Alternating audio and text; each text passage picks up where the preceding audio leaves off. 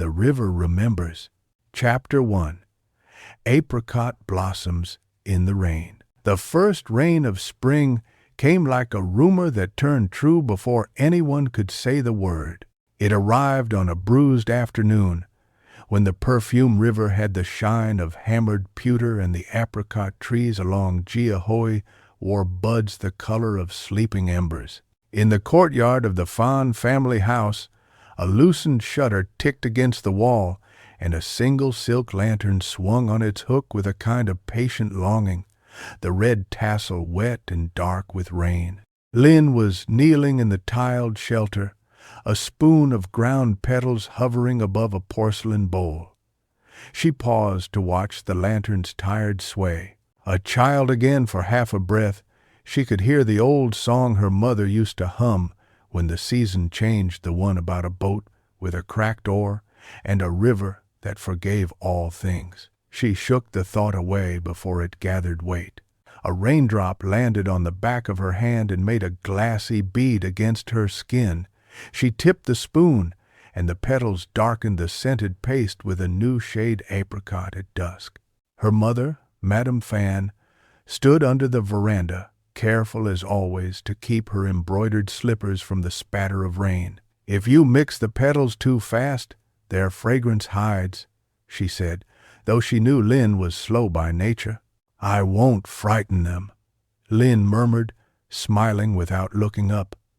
The pestle rolled in her narrow hand like something she had owned in a previous life. "Apricot blossoms are timid." "Tender," her mother corrected. "People are timid.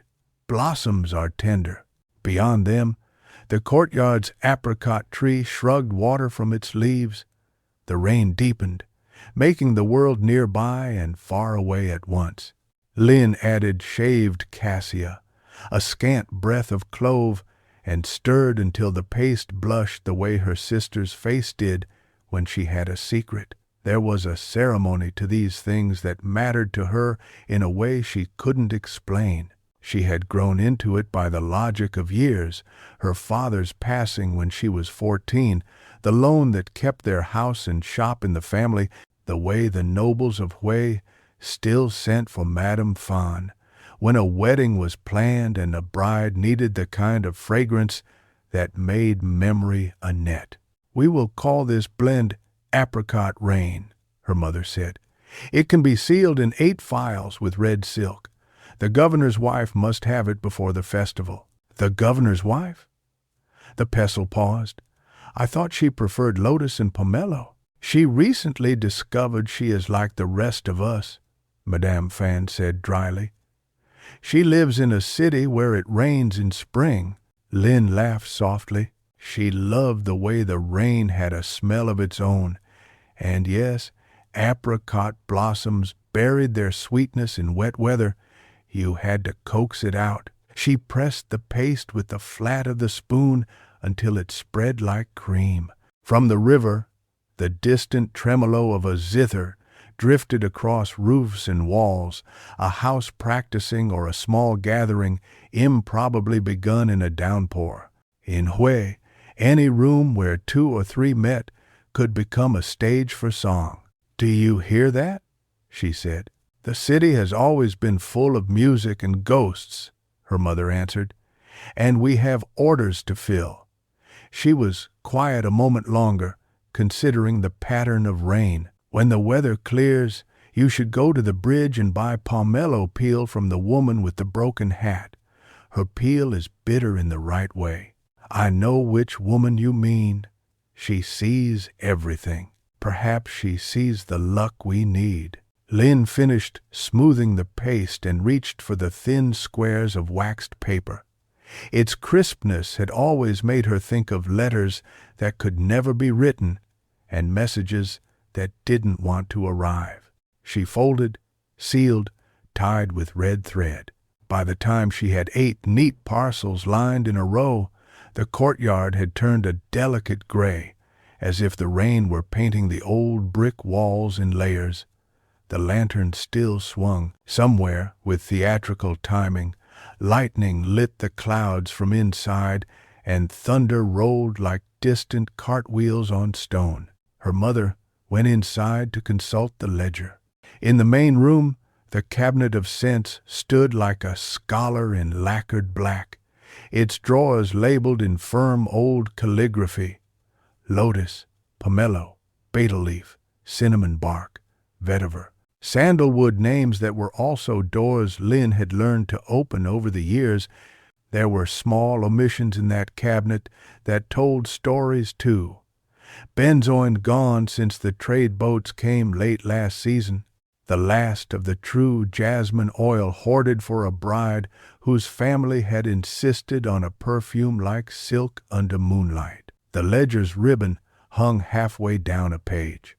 Lynn's mother had always written with a steady hand, and even now, though the household was smaller and money showed its bones in the corners of everyday things, the characters were decisive. Lynn stood at the threshold and watched the pen stroke out another line. It felt, suddenly, like stepping into a scene that life had been rehearsing for a long time. "What is it?" her mother said without looking up. "Nothing, Ma." She crossed to the cabinet and pulled a drawer for cardamom. "Only the thunder is telling stories." Her mother's mouth softened. It always does. Then, after a breath, she added, "Your aunt wrote again." "I use says Amanda." The pestle paused for the second time that day. "From Saigon?" "From Saigon," her mother said, eyes on the ledger. "She says we must consider." "Consider what?" But Lynn knew. The air in the room rearranged itself subtly around the words, as if their shape were a familiar one that had been there longer than the present conversation. The thunder rolled again, 1, 2, 3, and stopped as if embarrassed. "Consider a match," her mother concluded softly. "A decent one. She knows a family that is respectable and not unkind. It would ease our circumstances, and you'd be safe." Lynn remembered the apricot blossoms sealing their fragrance under rain. "Tender," her mother had said. People were timid. Blossoms were tender. "Safe?" Lynn repeated. Her mother closed the ledger. "I am not the sort to push a daughter into a house with cold doors, but time moves and the river takes what it can. You are 21. I know how old I am. I know you know." Her mother's smile was a shadow, brief and honest. "There is a boy, no, a man. He works with machinery and numbers. So your aunt says his father set up a small printing house. He has begun drawing plans for the new school near the river. There is talk that he may be invited to Da Nang to work on a harbor. Such men are wanted in any age." "Machinery," Lynn said, as if tasting a stranger's spice. "The world twists itself into a different shirt every morning," her mother said. "Still, a family is a family." She tapped the ledger gently. "And we cannot sell perfume to ghosts. Lynn, I would not bring this to you if I were not tired of waiting for the old magics to keep us.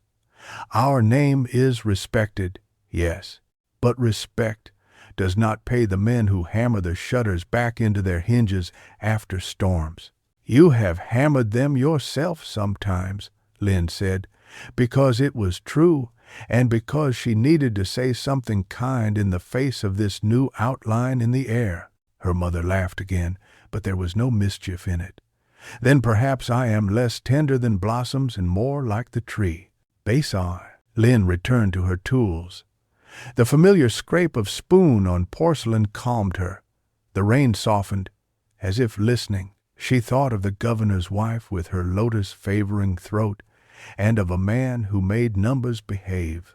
She thought of the apricot tree outside and how once, in a previous spring, she had climbed it in defiance of her aunt's visiting voice, skirt hitched indecorously, to harvest the blossoms the rain had spared.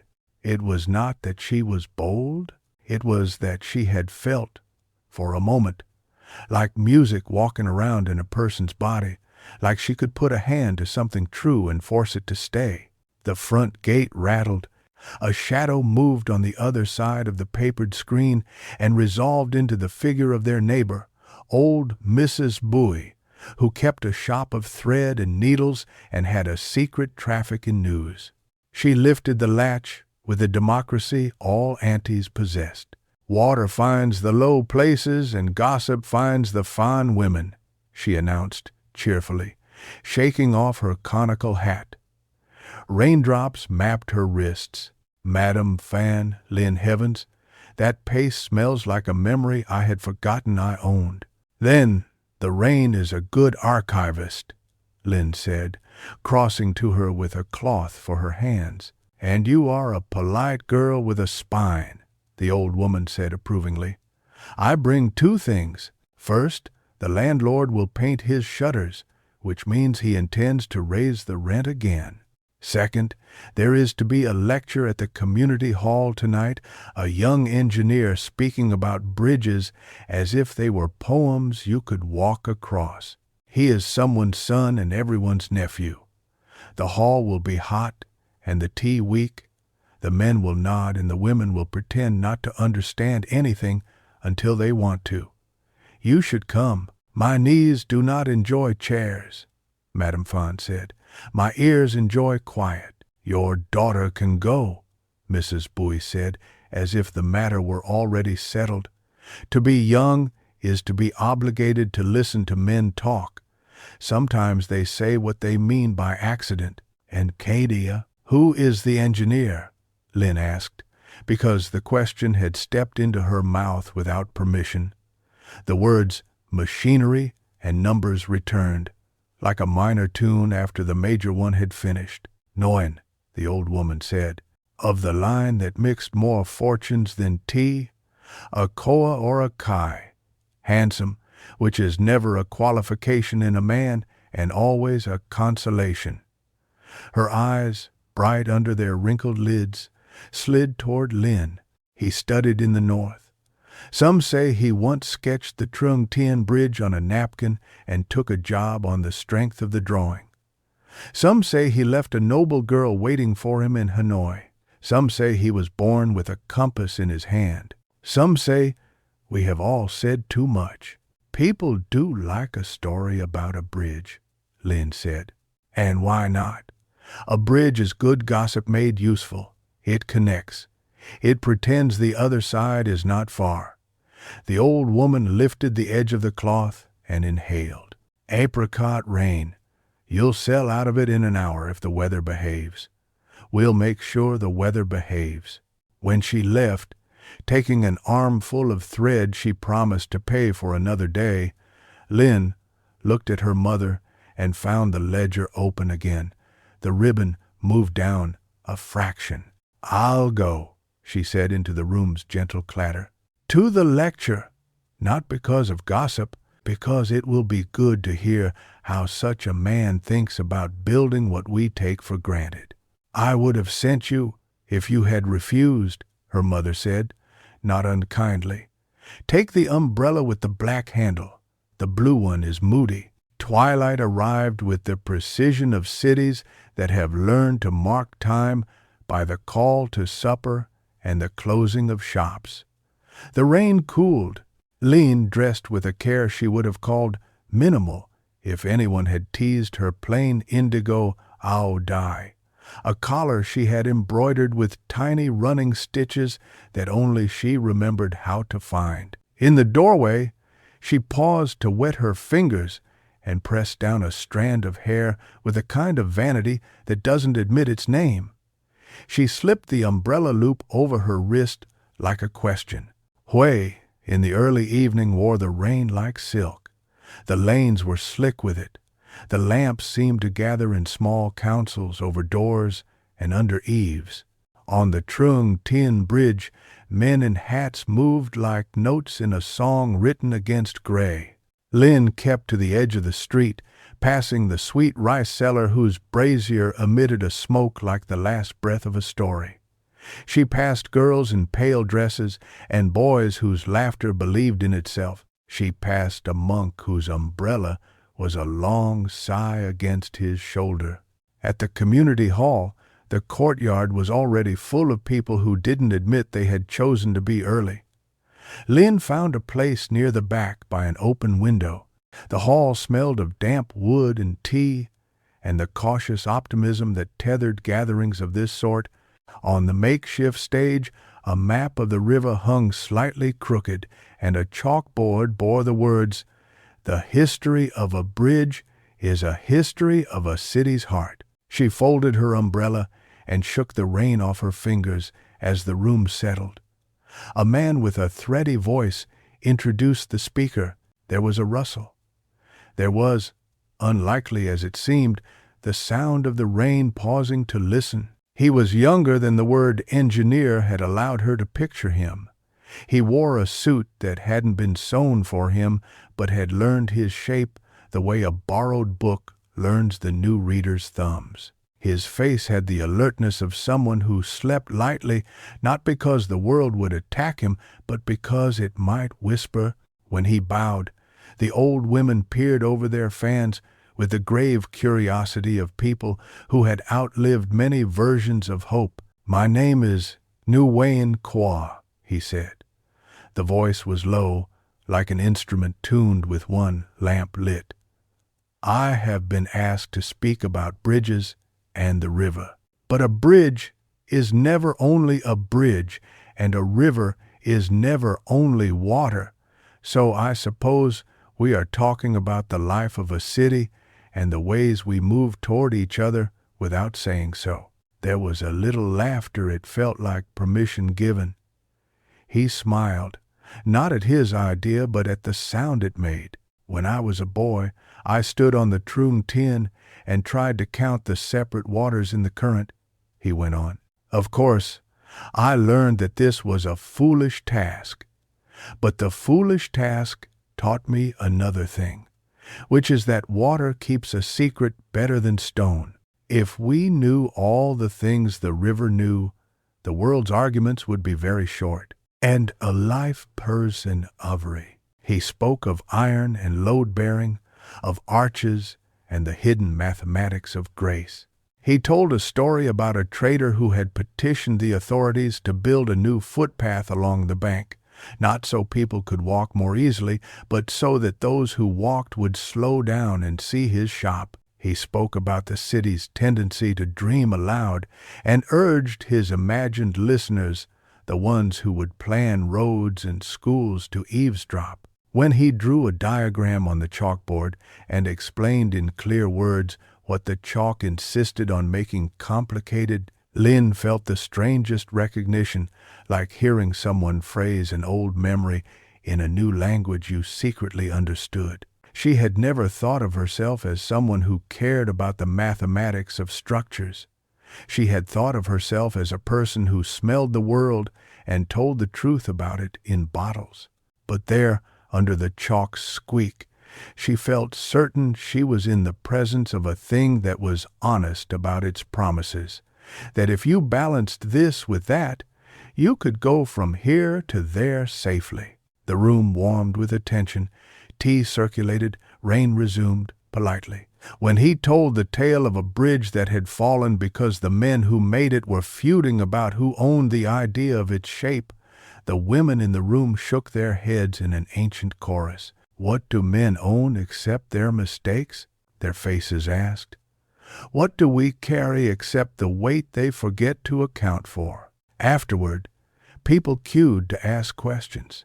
The old women asked him about his mother. The young men asked about steel. The decorators asked about light and shadow along the spans. A child asked whether the river ever got bored carrying boats. He answered as if each question were a threshold, and he had been hoping for an excuse to cross it. He did not pretend to know when he did not, and when he did not, he said graciously that he would like to learn. When the hall began to empty, rain thickened at the windows. Lin waited deliberately until the most eager people had had their time. She stepped forward to the table, where a string of dull gray nails sat among his chalks, a paperweight the size of a child's fist holding down a corner of the map, a folded handkerchief. He was slipping his notes into a satchel. Up close, she saw that his cuffs were slightly frayed, that he wore a pin with a chipped green stone as if it were a compass. "Your lecture," she said, feeling a risk lift its head inside her. It made me think of perfume. No one had prepared him for this approach. He looked up, surprise crossing his face like a quick shadow, then curiosity. "That is the kindest thing anyone has said to me in this hall. By yeah. Perfume must balance top, heart, and bass notes," she said, and the words steadied themselves as they found a form. "It must make a promise that it can keep until it is gone. Bridges, you said, are promises too."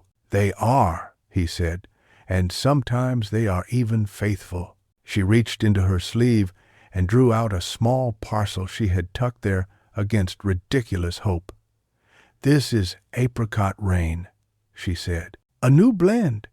It is timid among loud rooms but brave among quiet ones." She placed it on the table with a formality that made them both smile. "For your mother," she added, surprising herself. He put his hand lightly on the parcel, as if it were a skittish animal that might startle. "If she approves it, she will tell the whole street," he warned in mock gravity. "My mother resents only the smell of deceit." He slid the parcel into his satchel with care, as if the satchel, too, were listening. "What is your name?" "Lin," she said. "Fan Lin," he repeated it, testing the lilt. "Fan Lin, my mother will ask who the perfume came from and how old she is and whether she is too clever for her own peace. Tell her I am the age of apricot blossoms when the rain begins," Lin said, "because boldness sometimes borrows its lines from the weather, and that I am clever enough to know when a bridge is also a sentence." He laughed this time with delight he didn't bother to hide. "Will you walk a little, Lin of Apricot Rain? It is foolish to leave a hall full of audience and go nowhere." "I have somewhere to be," she lied, "because there is a kind of safety in pretending the world expects you elsewhere." "The river is a place to be," he said. "So is a good conversation." Outside, the rain was finer than thread, and the lamps made small gold coins of the puddles. They fell into an easy pace toward the bridge, as if they had done it before in a dream Hue dreamed on their behalf. Their umbrellas were sails above them. There were pauses full of citizens passing, and the sound of a vendor closing his tin lids. There were remarks that carried like bridges in the air between them. "My father taught me mechanical drawings by making me sketch lotus leaves," he said. "He said if I could find the curve without thinking of it as a curve, I would do no harm to any bridge. My mother taught me patience by making me watch water almost boil," she said. "She said if I could bear the not yet, I would not wreck any sweetness by forcing it." Then we have similar schools, or the same river. They reached the foot of the Trường. The ironwork was a poem that had chosen scaffolding as its rhyme. Beneath, the Perfume River kept its secrets and signed them in ripples only the moon could read. The rain thinned. For an instant, the clouds parted like a stage curtain pulled by invisible hands. The moon was a round coin someone had mistakenly left too close to the edge of a table. It balanced there, considering gravity and gossip, then decided to remain for a few breathless minutes.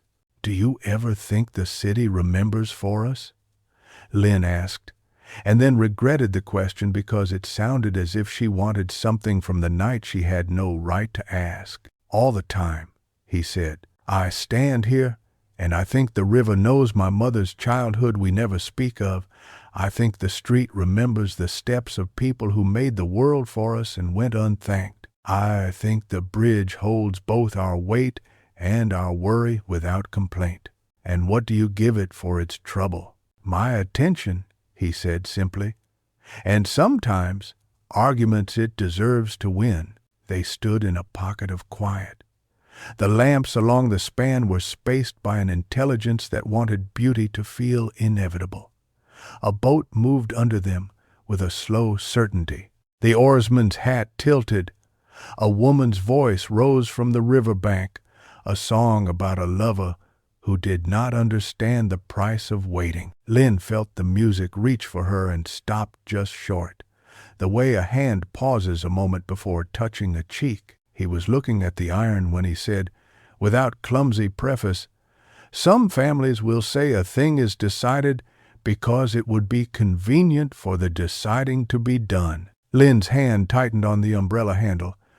"Some families," she agreed, keeping her voice even, "will insist a decision is a kind of rain, neither one's fault nor anyone's undoing." "My mother hopes for me to be gentle with my life," he said.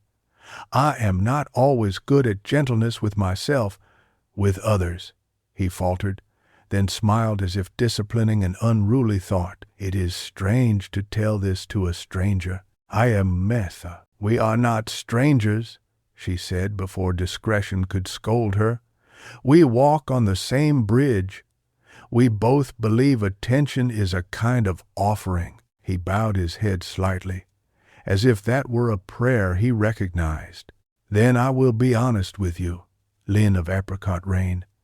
I am expected to go north next month to put lines on a map that will become a road. The map will be generous. The road will be less so. Part of me longs for such clean work. Another part," he gestured toward the river, helpless. "Another part is more complicated. It thinks of sitting through long summer nights, listening to a mother's stories undo themselves and be stitched back together with laughter. It thinks of a city that acts as if it invented patience. It thinks of perfume that declines to shout and therefore is remembered." Lynn felt the secret architecture of her day shift. A blueprint clicked into place inside her that had nothing to do with iron. "People will say, a choice is a door you go through once," she said, "when really it is most often a bridge you cross and recross without anyone seeing except the river." "Then perhaps I have been more courageous than I knew," he said lightly. "I have crossed and recrossed my bridge for months." They turned back toward the lane. As they walked, a boy ran past them laughing, chased by a dog that loved him too much to pretend it was a game. A man carrying a tray of noodles on his shoulder balanced the world in a way that made jokes of physics. The rain, out of breath, stopped, and the apricot blossoms in the courtyards of the street shook themselves delicate and new, as if brought back from the edge of a decision. At the house, her mother was waiting, because mothers remake time to be wherever the hinge of the story is. She stood with her hands folded and her eyebrows remembering how to be skeptical. "You are wet," she said, a fact that was also a reproof. "Not as wet as the tree," Lynn said, because she needed something small and silly to put between the night and her mother's gaze. "Did the engineer speak well?" "He did." Lynn unbuttoned her collar and felt the evening reach a cool finger to the warm point at the base of her throat. "He spoke as if he believed we deserved beautiful explanations." "Then he is either a good man or a dangerous one," her mother said. "Perhaps both." Her mother's mouth did the shadow of a smile again. "Your aunt will write tomorrow whether I ask her to or not. I will tell her you went to listen to a man talk about bridges. It will confuse her in all the right places. And the wrong ones? It dun han." "Ah," her mother said, "and the syllable was a year old. That depends on the shape of your life from here."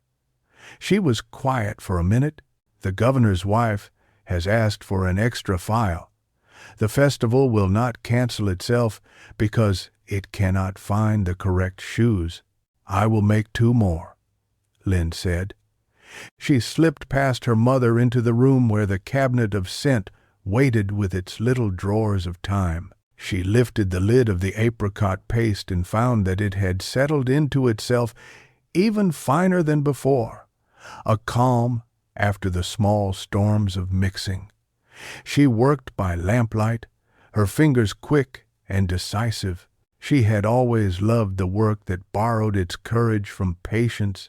Later, when the house had gone to sleep, her mother's door closing, the apricot tree shifting once, like a person readjusting a blanket in the night, Linh lay awake and listened to the rain's last small taps. Her body kept the shape of the walk across the bridge. Her mouth kept the taste of words said under iron. She felt as if her life, which had known itself in lines of scent and ledgers and the soft tyranny of propriety, had discovered a curve it wanted to follow. In the dark, she let herself imagine foolish things, her hand passing a phial of apricot rain to an old woman who would press it to her throat and remember a door opening when she was 17, a street where the rent didn't rise because a sharpened pencil said it must, a bridge that never pretended to be anything except what it was and so became the most miraculous thing in a city of shrines. She did not let herself imagine the engineer's hand against the map or the way his voice had made the room behave. She did not, because she knew the rules of hope and because to break them now would be to wake the house and the river and possibly the moon itself. But sleep does not negotiate with caution. It came for her as gently as the rain had come for the city, first a rumor, then a truth. In her dream, someone set 8 phials of apricot rain along the bridge's railing. Passers-by lifted them and pressed them to the wrists of their lives. Underneath, the river kept all the secrets anyway, kindly and without complaint. The lantern in the courtyard swung itself still. The apricot blossoms breathed. Across town, the engineer wrote a letter on paper that creaked, then folded it back into the pocket of his thoughts. He opened the parcel and let the scent move through the room. His mother, who had long claimed she could tell the weather by the way a perfume behaved, lifted her head and smiled, ready to be generous. Outside both houses, Hui turned in its sleep. If there were ghosts, they minded their own business. If there were gods, they were in their humor. The rain finished its sentence. The river remembered. The bridge kept vigil, which is what bridges are for. By morning, the apricot blossoms would be open in the courtyard, almost immodest in how they did not apologize for beauty. By noon, the aunt's letter would arrive, bringing its bag of coins disguised as advice. By evening, the city would light itself again and make more music than anyone had paid for. Somewhere in that span of hours, a decision would begin to believe in its own name. Somewhere alongside it, another decision would take shape like a shadow that wanted to be a doorway, and both, if handled with care, might become a road that 2 people could walk upon without quite knowing where it ended. But that was tomorrow's rumor. For now, Linh slept, her hands smelling faintly of apricot, the pastes cooling in their bowls like arguments that had agreed to rest. The window knew enough to stay closed. The lantern, exhausted at last, hung still, and under everything the river kept moving in the dark, carrying away what people could not and bringing back what they never thought to ask for. Chapter 2. The Weight of Light. Morning introduced itself gently to the courtyard, as if it had been standing outside the whole night, reluctant to knock, listening to the small gossip of basins and bowls cooling on their shelves. The rain had washed the bricks a clean, forgiving color. The apricot tree, after its night of dreaming in pale yellow, wore open blossoms as if it had finally believed its own courage. When Linh slid the door aside, the air entered with a practiced grace, and the scent gathered under the eaves like a family that does not want to admit it loves each other.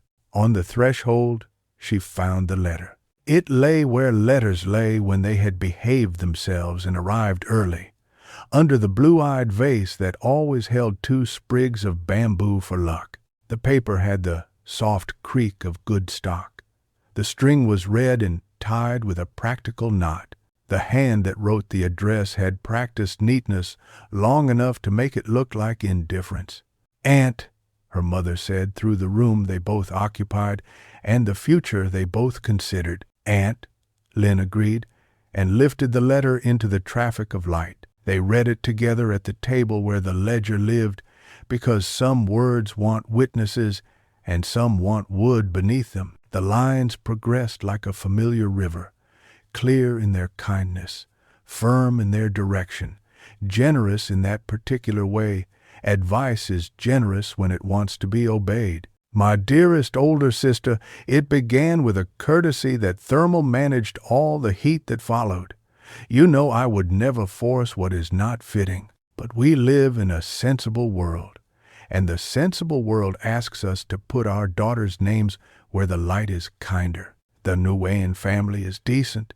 The son has prospects not beached in fantasy. He is an engineer who knows books and steel, and his father's printing house sees to it that wisdom is not a stranger to their table. They will come by on Thursday to pay respects if you agree to receive them. If you do not, I will find a way to forgive you that resembles sulking. Kiss Lynn's hands for me, even though she was always too stubborn to let anyone kiss them when she was little. That was because I did not like being owned by affection," Lynn said, smiling despite herself. "Only rented by it." Her mother traced a sentence with her forefinger. "The Nguyen family." It was not a question, but the room hovered as if it might become one. "The same name," Lynn said, "as if there were more than one city and more than one river and more than one man who made mathematics into bridges." "Names are large nets," her mother said, but her mouth had already found its way toward a private honesty. The tilt that admitted she had guessed last night on the bridge as you guess the weather at a window you trust. "Thursday," she added, "we will make tea that does not pretend to be brighter than it is." They spent the morning in the treaty work of women who know their house must be kind to visitors who will appraise it as if it were a bride. Lynn swept.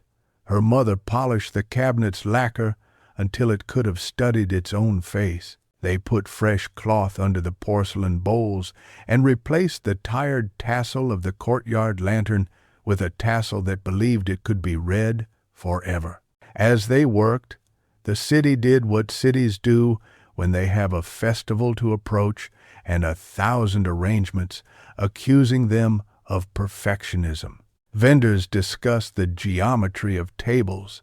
Seamstresses let hems down to the precise length between hope and tripping. The governor's wife's cook rehearsed cruelty on a fish that did not want to be improved. The landlord stood under his newly painted shutters and examined them as if they had made him a new man. The bridge maintained its polite vigilance. "In the afternoon, Mrs." Boy arrived with a basket of thread and news, the color of caution. "He is a good boy," she said without waiting to be asked about anyone in particular, which is to say, he is not a boy, and goodness will require your supervision. He has a mother who has thrift without stinginess, a father who believes paper can teach patience, and a sister who laughs with her hand over her mouth and then forgets to keep it there. "You have made friends with them already," Madame Fan observed. "I have made friends with everyone," the old woman said, "because it is the only way to know anything in time to be useful." "Did you tell them we are respectable and not unkind?" Lynn asked, because she wanted the information to arrive in exactly those words. "I told them your mother's ledger has never lied," she said. "I told them your courtyard has a tree that acts like a woman who refuses to be shamed for opening her petals.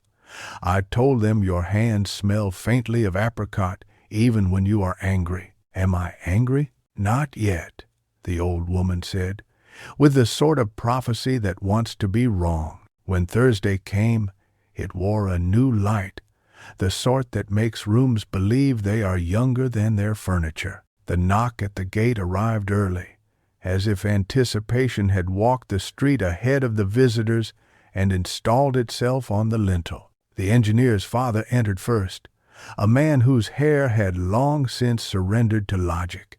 He wore the humility of people who have carried paper through rain. The sister followed, carrying a box wrapped in cloth, the exact blue of a sky that keeps its promises. Behind them, the mother, small, alert, the sort of woman who could shame mildew out of a wall with a glare. And then Khoa, whose eyes held the complicated light of someone who had slept in a room recently perfumed with a new idea. Respect bowed across the room like a curtain that knows how to behave. The mothers sat like queens, pretending to be commoners. The fathers located the angle of their knees and agreed upon it without speaking. The sister laughed once too brightly and then let her laughter live comfortably. And between all of this choreography, Linh and Khoa looked the way people look when they have met a sentence before and are surprised to find it in the second chapter, continuing as if punctuation were an art you learned over a lifetime. Tea made small talk fluent. The engineer's mother accepted her cup as if it were an exam. Linh poured as if she believed the right movement could lower the room's worry. They spoke of the festival, of the rumor the governor's wife would wear a color that had not yet been seen in this century, of the bridge that had decided to prove its patience once again by carrying more romance than it had been paid to. "And your work?" Madame Fan asked Khoa's father, "because it is good to give men a shelf to put their pride on." He inclined his head. "We let ink tell the truth until it gets tired, and then we let paper rest," he said. "My son is kinder to iron. I am kinder to perfume," Linh said lightly before shyness had a chance to advise against it. "Between us, perhaps the city will not forget itself." The engineer's mother's eyes sharpened, not cruelly but like a light being narrowed on a question. "You make sense," she said. "Do you also understand accounts?" "It's not. I understand that if we count what matters wrongly, the house becomes heavy in the wrong places," Linh replied, and watched the older woman's doubt adjust itself slightly, hands discovering a new place to rest. There were rituals to follow, they followed them. There were histories to share, briefly they shared them.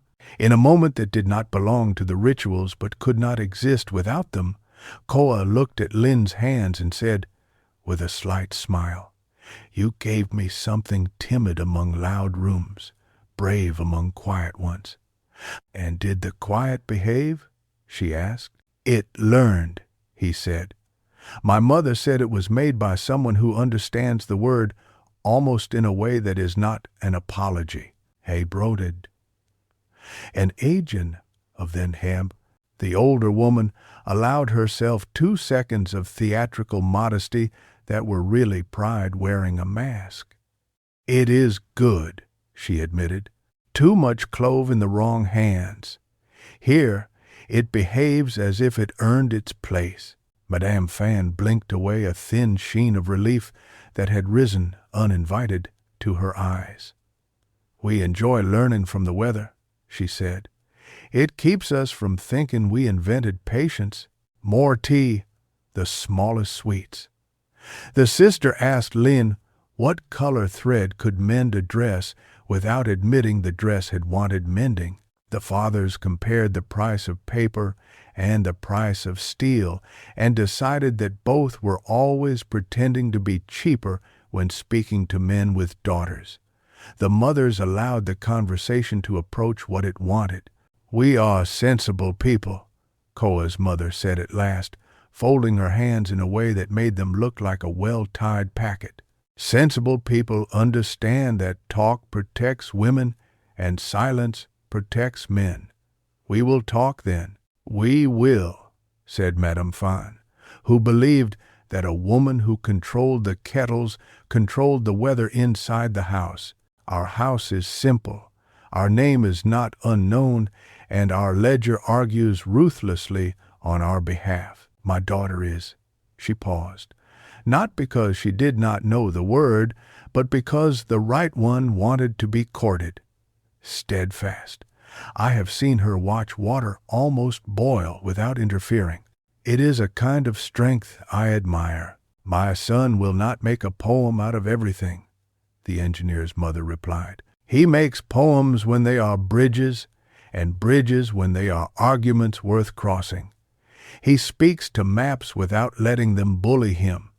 He is not always careful with sleep, but he is careful with people. The rumor in our street, said Mrs. Bowie from the doorway where she was absolutely not being a neighbor who had forgotten something, is that both your children will make their households resemble places where one can breathe. Ah, said Koa's mother, not looking at her and entirely seeing her anyway. You are the neighbor who believes the city works for you. I am the neighbor the city consults, said the old woman. It saves time, laughter, the right sort. And then, like the fateful turn of a card in a fortune-teller's hand, the talk arrived at the mouth of its river. There is also the matter, Koa's mother said, and her voice took on the grain of a teacher reviewing the lesson's most delicate sentence, of my son's work in the north. The room noticed the way the phrase rearranged its furniture. Lin felt the familiar ache, the one that accompanies a truth you already know. She sat very still, which is one way women carry matters while men are still deciding the box to put them in. I have an obligation, Koa said without protest, a map that would like to be confessed into a road. I promised to go next month. It is not long, not a season's length, long enough to make the road honest. And, say, it is work for a city that will be another woman's daughter, the older woman added. I do not say this to be unkind, only to say that a house must learn the shape of its absences as well as its presences. Then let us be formal in our kindness, said Madame Fan with that clarity that had made even creditors lower their eyes. We do not hold the sleeves of men who must put lines where we cannot go. If there is to be an understanding, let it be one that respects both houses and does not ask one season to do the work of 5. The engineer's father set his cup down with care, as if sudden noise could change the shape of the offer. A betrothal can be made with patience, he said. The old families used to put a ring in a bowl of rice and let the rice remember it until it was time. We are not so old, and rings are not rice. But the point is this. Our women are steady. Our men are. He looked at his son with affection that did not embarrass either of them. Trying. It arranged itself after that, as all crucial things do, with the pleasing illusion of inevitability. There were dates to be considered and not fixed, gifts to be exchanged and not paraded, words to be spoken that acknowledged both the firmness of the bridge and the river's right to rise when it wished. When the engineer's family took their leave, the courtyard was a clear well of afternoon light. The apricot blossoms gave off the calm bravado of flowers that know the weather is, for once, on their side. Only when the gate closed did Lin let the air exit her chest in a single, disproportionate sigh. Her mother stood beside her and watched the lantern's red tassel consider the wind. You were not afraid, her mother said in a way that allowed for corrections. I was not afraid, Lin agreed. I was only several kinds of brave and a little kind of foolish. Her mother smiled with all the stealth of earlier. It is good to diversify. News behaves as it wishes, but in Hui it had a habit of behaving quickly. By sunset, the street walked differently, like a woman aware she is being admired and trying not to trip. The landlord passed, and, as if the new paint on his shutters had taught him a little grace, did not mention rent. The governor's wife's messenger knocked, not to demand, but to ask politely whether the additional files might be delivered tomorrow morning. A fishmonger called an extra hello.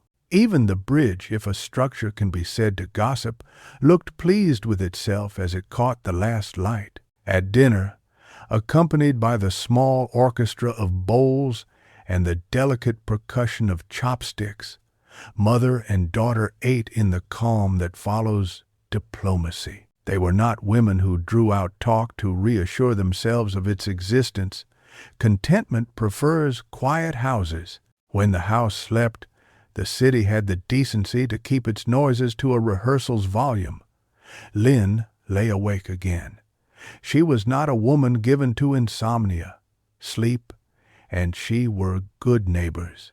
But in the place once reserved for the practical inventory of tomorrow's tasks, pomelo peel, the blue-handled knife sharpened, the ledger's ribbon moved 2 finger widths, there was now a shape that resembled a map, and on the map, a line that resembled a road, and, between the map and the line, a person who resembled the truth she had heard in a hall where chalk squeaked and arguments learned to balance. She rose, quietly enough to avoid waking the house. At the cabinet, she lifted a small lacquer box and removed from it a brooch, a modest thing, a single piece of mother-of-pearl shaped like a small flower. Her father had bought it for her mother on a morning that had not learned the word debt yet. She pinned it to the inside hem of her collar in a gesture that felt like asking the past to witness the future without taking over. When she returned to bed, she slept with the completeness of someone who had loaned her worry to tomorrow for a reasonable rate. The festival approached like a boat you can see from far off and still be surprised by when it docks. The city began its small preparations. Boys rehearsed the drum with their chests. Girls practiced a step that let joy borrow their legs without asking for possession. The bridges polished their patience and pretended to be coy. Even the river, in its endless work of pretending not to care, slowed its hurry in certain bendings, as if to admire a lantern's practice glow. Khoa came on 2 evenings, the way a man who does not want to make a procession out of his own existence comes, with a gift that asks to be useful rather than admired. The first time, he brought a roll of paper that turned out to be a design for a modest footbridge at the end of their lane, where the street turned into a complaint after rain. "It wants to be there," he said, unrolling the drawing on the table where the ledger felt invited to lean in. "It keeps being itself even when we ignore it. We should reward that." "You reward it with ink," Lin said. "I reward myself with ink," he admitted. "But the bridge will not refuse the compliment." The second time, he brought his mother. It was a test disguised as courtesy, and a courtesy disguised as curiosity.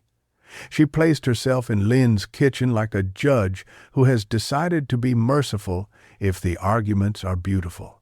She watched Lin's hands cut pomelo peel into obedient ribbons.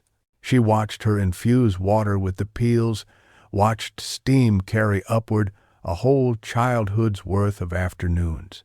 Then she did something neither expected. She reached out and, with her fingertip, touched the steam like a child daring a story. "It smells," she said, the words softening as they found their landing, "like mornings I believed I would never regret. A.D. Then it is strong," Lin said, and pretended to be interested in the knife's behavior so the older woman would not have to see gratitude get itself together on her face. They spoke of unremarkable things, weather, which is the city's favorite gossip, the price of cloth, which is the language of women who do not want to announce they are offering respect. Only at the gate, after a pause that had to be earned, did Khoa's mother speak in a way that admitted she had brought more than her body to the visit. "You are careful," she said to Linh, "as if you expect the world to waste your tenderness if you are not. Keep being careful, but be brave with my son. He is a clever man who forgets he is allowed to be simple." "Thank you," Linh said, which meant 5 different things. The night before he left for the north, Khoa came a 3rd time. He stood in the doorway with the expression of a man who had argued with a map and lost kindly. In his hand, a letter like the first sentence of a story he would be ashamed to tell if it were badly written. "I thought to write this," he said, "as if I had a terrible habit of preventing myself from speaking. Then I thought, if a bridge can bear a cart, it can bear a few words spoken aloud. So I brought the letter to keep the words from thinking they were alone." They went to the courtyard. The apricot tree had learned to be glorious without remarking upon it. It stood like a sentence so well made no one complimented it for fear of sounding trivial. The lantern's tassel had found a new balance. Weight and wind had negotiated. "I will be gone a month," he said. "It is an honest month. I will count it with the good arithmetic. There will be steel and men who have forgotten to be careful with their mouths, and a map that thinks it is smarter than it is. I like such work and am afraid of it in the right proportions." "And the road?" Linh asked. "It will be a road. It will bring people home and take them away and make both seem like the same thing. I will remember to hate it a little for needing me to be unfaithful to this city, and I will remember to love it a little for teaching me my scale in the world." He handed her the letter. She did not look at it. It would be greedy to look at a letter in the presence of the person who wrote it. It would be a betrayal of the living. "I have nothing to give you," she said. "That will not look like something a girl gives a story in the wrong chapter." "You have your attention," he said, as he had on the bridge. "It keeps iron from lying to me." She went to the cabinet and opened a small drawer whose label said vetiver in a hand that had taught her handwriting as discipline. From the drawer she took a small vial, a thing so tiny it could have become lost in the unthinking world of men's pockets, and pressed it into his palm. "For the moments when the map is too sure of itself," she said, "vetiver tells truth, even when the ground pretends it is all river under us." "And for you," he said, and reached into his satchel as if it had been waiting for this chore all its life. "A compass with the needle removed, so you are never bullied into thinking a direction is more important than a position." And she laughed at the beautiful foolishness of it and felt, for a deadly minute, the full weight of what was happening begin to feel like loss, even before it had the dignity of being loss. She placed her hand under his, not to hold, only to bear up the exchange as if it were a small boat that should not be asked to float alone. "I will cross and recross the bridge," he said, "even if the bridge pretends it has better things to do." "It won't," she said. "It likes us too much for that." He left before midnight, as is reasonable for men who will be chased by morning if they look back. She stood at the gate long enough to prove to herself that she was not being foolish. Then she went inside and permitted her head to find the pillow like a woman who knows something and refuses to tell even her own exhaustion. Days arrange themselves into the dull competence that makes absence look like a kind of furniture you learn to avoid bumping into. Linh measured the mornings with the discipline of work. 2 files for the governor's wife, a blend for a new bride whose mother wanted jasmine that did not remind her of mourning, a batch for an old gentleman who insisted that the smell of betel leaf kept his dead friends from laughing at him. She walked to the bridge and back with errands that would not have required a bridge at all. She did it for the civility of speaking to iron. In the evenings, she and her mother ate and allowed silence its gentle rule. His letter waited in her drawer like a good difficulty. She unfolded and read it in pieces, as if she were allowing the month to arrive early in sections small enough to bear. It was not a letter that mistook confession for style. It had the dignity of a man who understood work and the clumsiness of a man who loved a sentence too openly. He told her the names of the trees near the camp and admitted when he had to invent them. He drew a sketch of a curve the road refused to obey, and a note in the margin that said, "In the unsteady hand of night, I will learn the stubbornness that is kindness." Once, a piece of gossip tried to enter the house in disguise. Someone said there had been a girl in the north who had loved him before the bridges taught him to be careful. Lynn allowed the gossip a cup of water and told it gently that the door was busy. Gossip, like rain, can be reasonable if not entertained. On the seventh day, the river changed its posture. It rose by courtesies measured in bowls, and then by rudenesses measured in pallets. The sky rehearsed a darker part of its repertoire. Men who had spoken easily went quiet and began carrying things. Women who had stayed still took command of motion. The city's breath shortened, the bridge measured its own patience, and the measurement grew serious. Hue has known, in every century that respects itself, a flood. This was not the worst, because to be worst is to become a story too large to be useful. It was simply honest water doing its old work with new hunger. In the fan courtyard, the apricot tree shrugged off the first offense as dignity, the second as history, the third as invitation to drop 3 blossoms that would become myth in nights to come. Lynn worked with the speed of good fear. She and her mother raised what could be raised and resigned what could not. The cabinet of sense, heavy with the past, refused to climb and needed persuasion in the form of human backs. Towels under its feet, faith. The landlord came and said something that sounded like, "We are all rivers now," without committing himself to a single useful action. Mrs. Bowie arrived and laughed in the face of water, which is how some women bully danger into making mistakes. "Put the ledger on the highest shelf," she ordered. "The ledger is how we will reconstruct our pride later."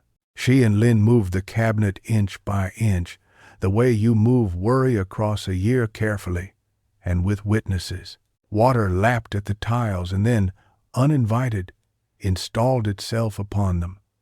The scent of vetiver rose as if to insist that the ground, even when watery, had a spine. In the chest where the brooch lived, the little mother-of-pearl flower felt the cool regard of the flood. The lantern's tassel dipped and lifted, learning the oldest dance.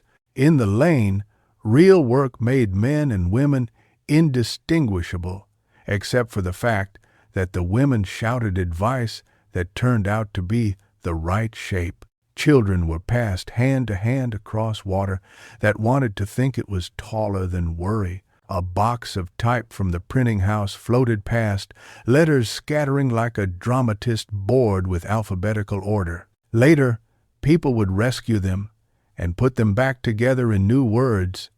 For now, they rode over the street like a poem, with no patience for the correct order of its lines.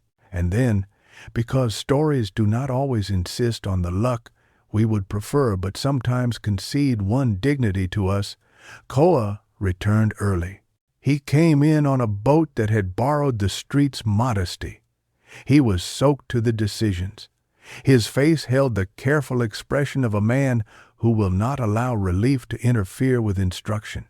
He leaped from the boat to the steps as if he had been practicing for this day his entire architectural life, which, of course, he had every blueprint, is a rehearsal for catastrophe. He set his hands to the cabinet without ceremony and moved it with a body that remembered how to be made of attention. "You're home," Lin said in a voice that knew that to let joy go unchecked would be to insult the water. "I am here," he corrected, "because language matters to men who lay down roads where words have failed.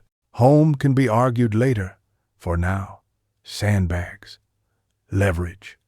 The way the lanes make a sentence if you place the heavy nouns at the corners, and that." He organized, but not with the arrogance of a man who thinks the universe hired him.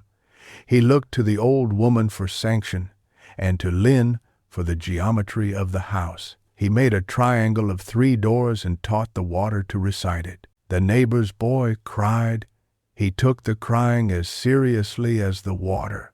People do not forget men who make space for both. By evening, the water had learned humility, as water will when confronted by stubbornness and luck. It receded enough to reveal the street's modest promise.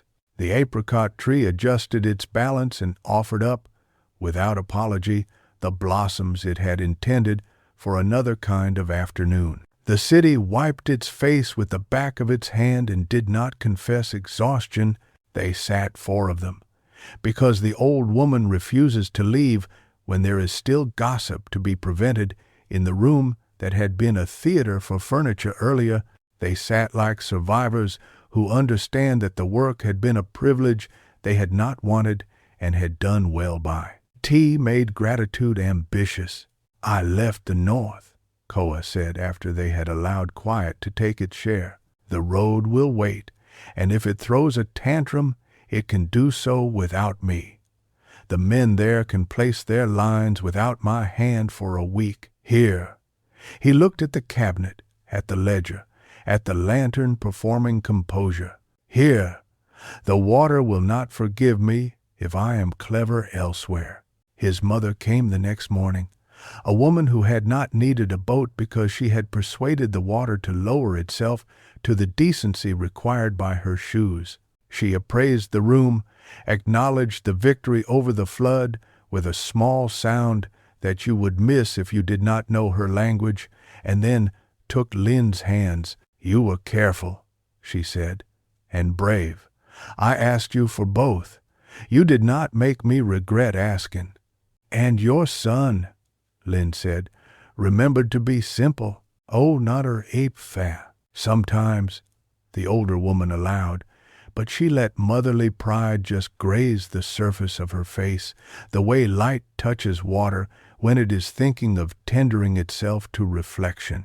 The festival, delayed by common consent as the city retrieved its breath, arrived in the manner of a promise kept without fuss. Lamps flowered along the river, as if the bridge had decided suddenly to grow vines of light. People wore clothes rescued from careful drawers and wore around their faces the recent knowledge that the world can be kind when reminded. The governor's wife appeared in the new color, which turned out to be no color at all, but the way silk behaves when it decides it is light pretending to be cloth. At dusk, the ritual of the river began. Boats pushed off with lanterns that believed in floating. The elders whispered blessings with the shameless intimacy of those who have outlived discreet forms of prayer. Children were given candles and instructed in the ancient art of pretending the wind was not invented to test them. Lin and her mother walked to the bridge with Khoa and his mother, because sometimes houses must pretend to be one house for an evening to teach the city good manners. The footbridge at the end of the lane, his little project, built in 4 days by hands that had learned to do other things quickly when the situation demanded, stood like a small, practical poem. People did not remark on it loudly. They stepped on it and felt their bodies surprised by ease and said, almost under their breath, "Thank you," to no one and everyone. On the Trường, the crowd moved with the courtesy lanterns teach. The river held its inheritance of light and song. Khoa stopped near the place where they had stood weeks before and said, so softly that the iron had to lean to hear, "When the water rose, I wanted to be both on the bridge and under it, to hold and to be held. Perhaps that is all the work I am really doing, wherever maps try to claim me." "Then be both," Linh said. "We are two people. Between us, the bridge can learn how to live." He did not make a speech. He did not kneel. His knees were still tired from persuasion of furniture. He took from his pocket a thin red thread and a small ring that did not pretend to be anything other than a ring. He tied the thread around the ring and then around her wrist, the way a man who draws lines for a living learns to tie knots in the dark. "This is not a promise made to outmaneuver fate," he said. "It is a promise made to give fate a decent partner. If you accept it, let the river witness. If you refuse it, I will stand on the other side of this bridge every evening for a month and practice humility. Humility will make you late for the road," she said, smiling, and held out her wrist with an authority that made the lanterns more serious for a second. He tied the thread.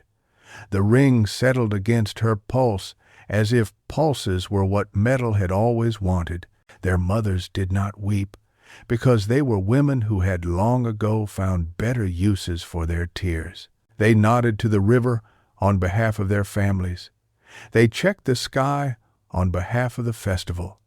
They found, each in her own time, a small private place near the rail to thank whoever had been supervising luck. The old woman, who had of course found them in the crowd without having been told where to look, cleared her throat in the particular way.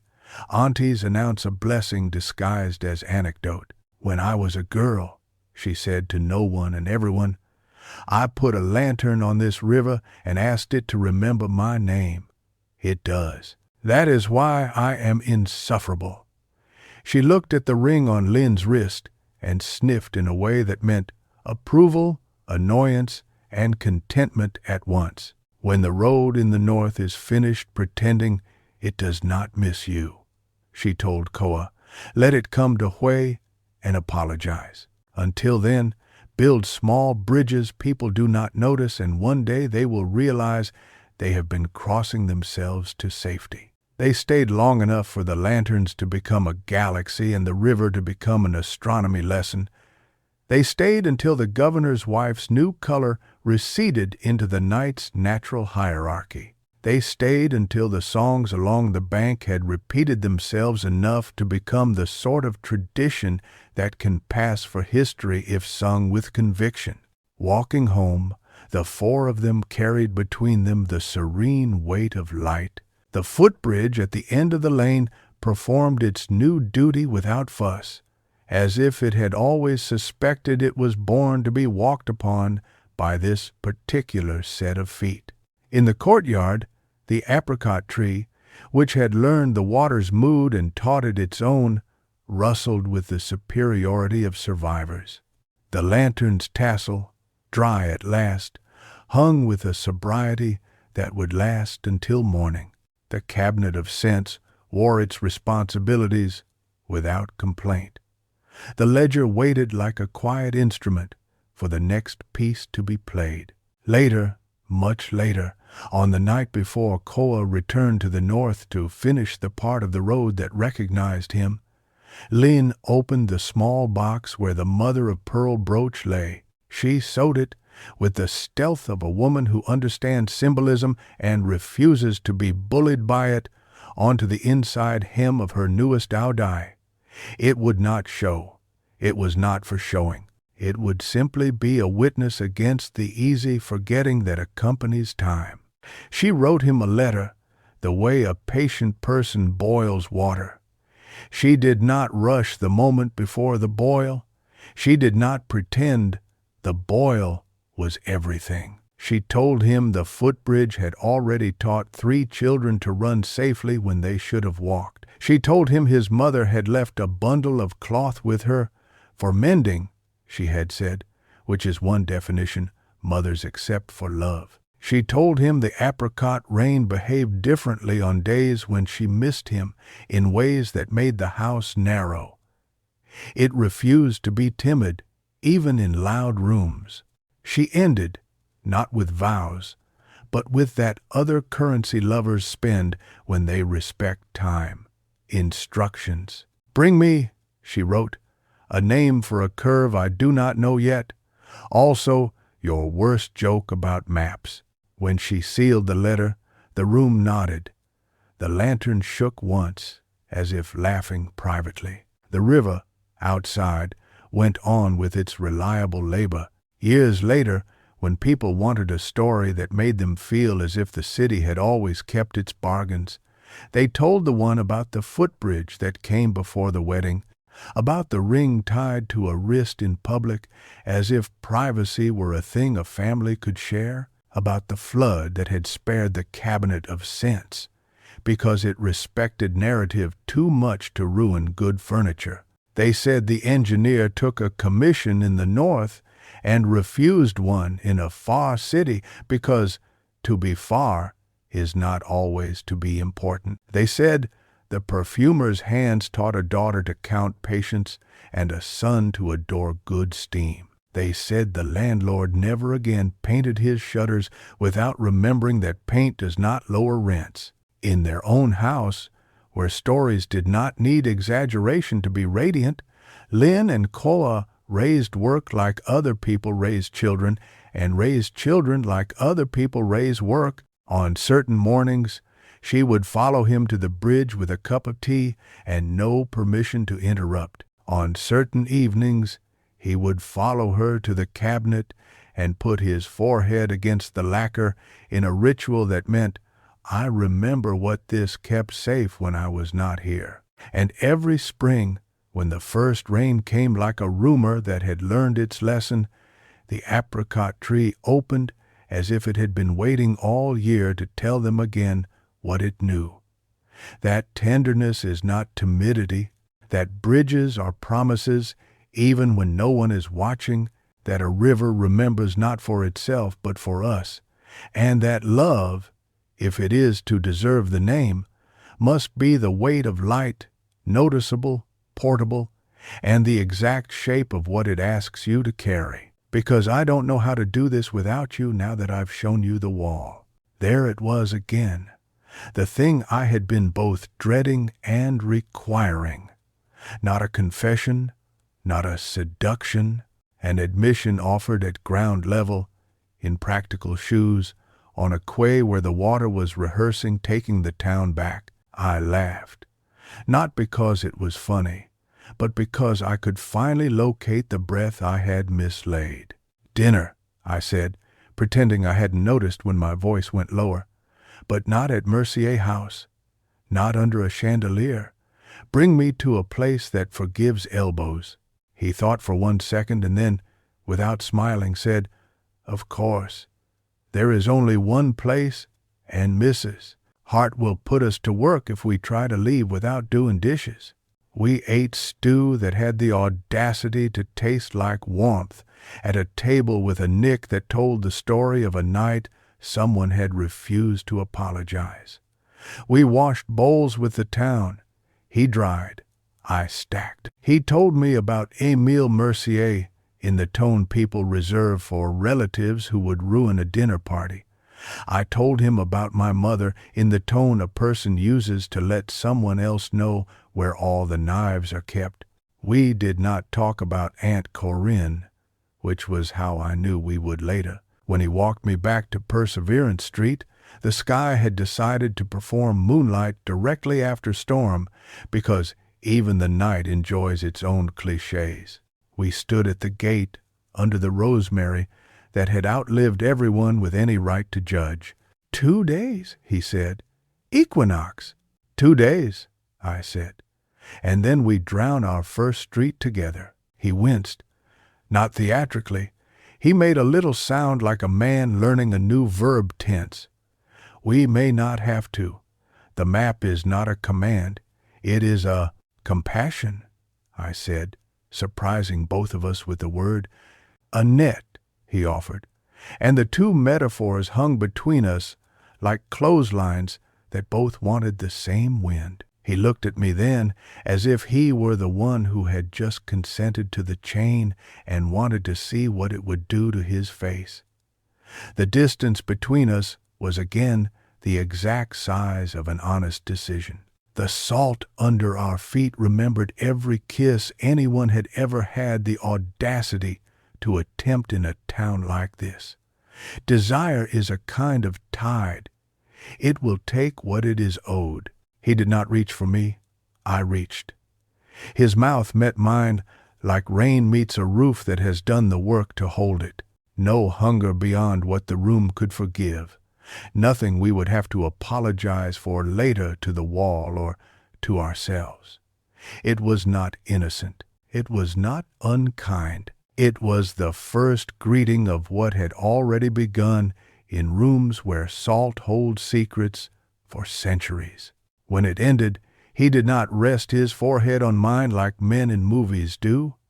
He took one step back to make space for the fact we had not lied to the room nor to each other. "Good night, Alara," he said, and my name in his mouth was not a verdict now but a vow to be careful. "Good night, Silas," I said, because I had learned by now that if you do not call a person by their name after you kiss them, the town will pick one for you both, and it will be cruel. In the small back room, I took the ring box and put the empty cord back in it, then set it beside the ledger like a talisman we had used properly.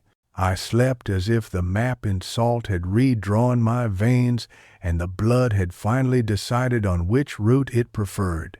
The equinox arrived the way deadlines do, both early and on time. Dusk brought the town in its good coat. The cathedral welcomed and did not forgive. On the way down the 17 steps, the 15th twice as tall as always, my hand brushed the healed seam in the wall where the flood had once taken more theory than water. The air cooled my lungs into precision. Ivy walked before me like a scout. Silas walked beside me like a decision made to look accidental. The chapel of names had prepared itself. Candles that did not drip stood at attention. The wall looked as if somebody had taught it restraint. The townspeople, those who knew, those who suspected, those who had come because they had heard this year's wren, had come back with a mouth like a hinge gathered and kept their voices in their sleeves. Rosamond Keats read the vow as if it were any other vow because that is her job.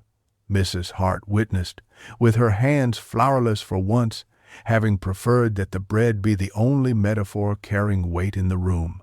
The harbor master stood with the opinion of rope. "Read," Silas said, and his voice felt like what happens when a man takes his tie off and becomes more dangerous. I read. I read the words Aunt Corinne had copied the way a person copies a prayer, without believing that the utterance changes the world, but knowing it changes the utterer. I said we would count not only money but damage. I said we would keep not only the book but the people. I said we would repair and apologize in equal measure. We would choose and sign and confess and refuse to let the seed take what it had not earned. I said my name at the end and felt it lengthen to reach my aunt's and my mother's and the first woman who had learned to brine fish so it would feed a winter. Silas said his own version. His included budgets and bolts and the instruction that men with keys to doors must be made to share them. He said his name at the end, the way a man names a tool he uses because he knows it can remove fingers as well as nails. People did not clap. The cathedral does not applaud. It stores sound for later. Someone, not me, not him, not Ivy, not Mrs. Hart, began a low hum that was not a tune and was not a tune. The wall received it and did not refuse. Afterward, when the candles had done their duty and been permitted to let their wax fall like shoulders relaxing, Silas led me to the Apocrypha. We opened the panel. The salt map waited, not bored. He touched a line. I watched it change, not a movement one could prove. A shift, the way a person's certainty moves just out of the corner of their mouth when they learn they may be wrong. We could save both, he said, astonished. If we cut the grate under Blackwell's and use the side channel under the park, and if we ask the people on Sable Lane to open their cellars for us and promise them repairs the next day, we may not need to drown anyone. He laughed the kind of laugh that does not apologize for its joy because it knows it will have to soon enough. Corinne, he said to the wall, and it was the first time I heard his voice break for my aunt and not for me. Genius. She knew this. She left it here for us to learn how to see. We planned. The harbor master sent a boy. Ivy took notes that would never be printed. Mrs. Hart left to call her sister who lived on Sable Lane and loved a project. The storm was scheduled for midnight. We had hours and a plan. Plans are simply current you choose, and hope does not look at you with its old eyes. At 10, the first wind came. The town adjusted its face. The men who had promised to open cellars opened them. The women who had promised to keep the hospital dry assembled their kettles and towels, and the kind of rage you use only against a weather system, the boats in the harbor settled into the posture of endurance. I stood with the key in my pocket even though it had nowhere left to open, and thought of all the work that is simply waiting and not apologizing for how little it looks like action. At midnight, the first wave hit the quay with the insolence of a prodigal. The second wave argued eloquently. The third wave brought its friends. We went below. We watched the map. We listened to the floor. At 1, Silas gave the first order to open the underground grate. At 1:07, the harbor master made the kind of joke men make when they need others to see them as more useful than they feel. At 1:15, the hospital called to say their first floor was dry as a lecture. At 1:22, Mrs. Hart reported that Sable Lane was wet but laughing. At 1:30, the power went out, then returned embarrassed. At 1:40, Ivy cried exactly once and wiped her face with a sleeve, refusing to play a part. At 1:50, the water tried one last shape, then relented, the way oceans sometimes behave when they admit grudging respect for human choreography. At 2, we closed the grates. At 2:05, the map in salt sighed. It did not move. It permitted me to think we had not failed it. The room let us add our breath to its inventory. It was only then, when the city began to cough itself back into ordinary time, that Silas leaned against the wall and let whatever he had been holding slip off his shoulders. I stood in front of him and looked at his mouth without shame. We had not earned a second kiss. Those are not the economics of the chain. We had earned something more dangerous, the knowledge that we would want to kiss, and sometimes, not because the world required our mouths, elsewhere, on vows, on orders, on apologies, on prayers. Come home, he said. And it was not an order, not a plea, an invitation people in this town have issued to tides, to wrong sons, to women with their hair down and their heels off. The phrase belongs to Greymouth. He put it in my hands. I did not yet know what it would cost.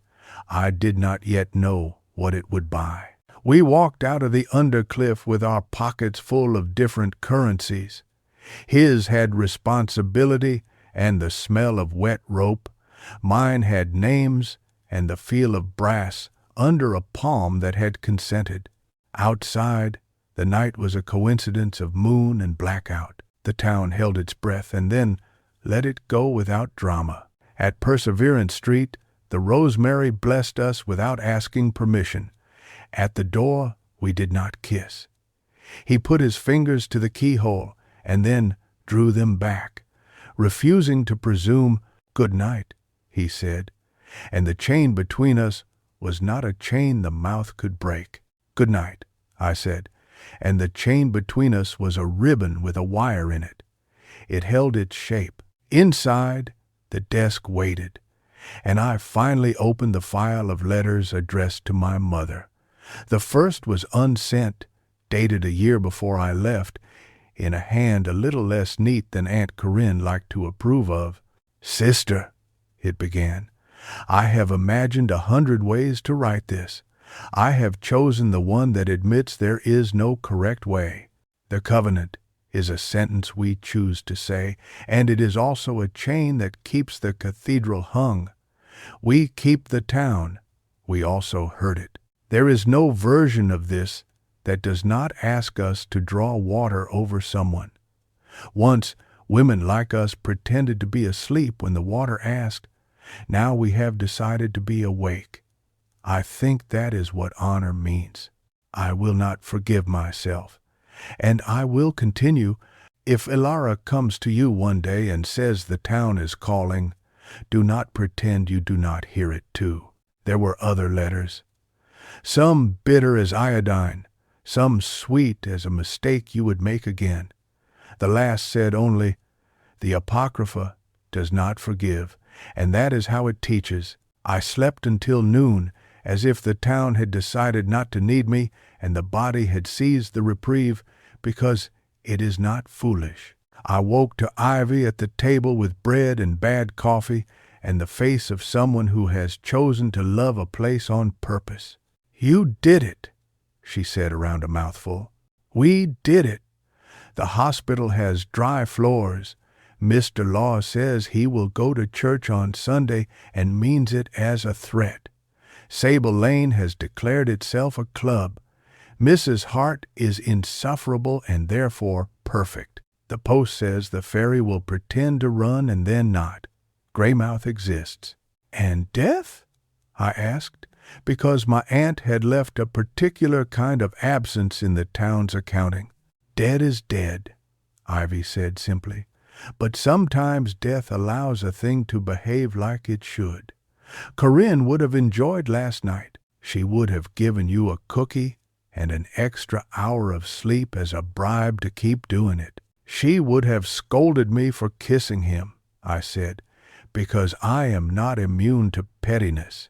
"She would have scolded him for letting you," Ivy said, "and then she would have set you both to making inventory, because the best way to punish desire in this town is with lists. We ate the bread. We made the lists. The ledger received our numbers the way floors receive the weight of furniture they were built to hold. The house learned our steps the way a cat learns which of your laps means business. The afternoon arrived without drama. The town rehearsed being ordinary. It did not forget. It simply stored last night in the part of itself that does not require daily maintenance. That is how places survive, by deciding which miracles to tie to the porch and which to let wander. In the evening, when sound turns elastic, the small back room filled with a light that did not have an origin, not lamp, not window, the sort of light you get when you stand inside a decision and your body runs a hand along the wall to admire the asset. I took the ring box and placed the empty cord on top of the ledger, and then, because I had finally earned the right, wrote one sentence on the inside cover under my aunt's name. "We will choose and we will bear it, and we will love the people we drowned and the ones we save with the same ferocity, which is the only way to be honest in a town like this." After I finished writing, the room relaxed. Or I did. There would be storms. There would be streets whose names I would learn and then have to recite to the map, only to be told the ocean had decided They were necessary sacrifices. There would be new families who would ask, with the politeness of people who want to believe in the story they bought, why their basement smelled always faintly of sea. There would be an old woman who would place her hands on my cheeks after we flooded her shop because we had misread the map and say, without forgiveness, but with accuracy, "Now you know the taste of being wrong." There would be nights when I would not kiss him, and mornings when I would. There would be the chain which is not a chain, and the ribbon which is a chain. There would be the salt. There would be the choir of names. "Come home," the town had said. I had. The sea, which is not romantic, agreed to carry the rumor. The cathedral, which is not sentimental, agreed to store it. And the ledger, which is not alive, began to breathe.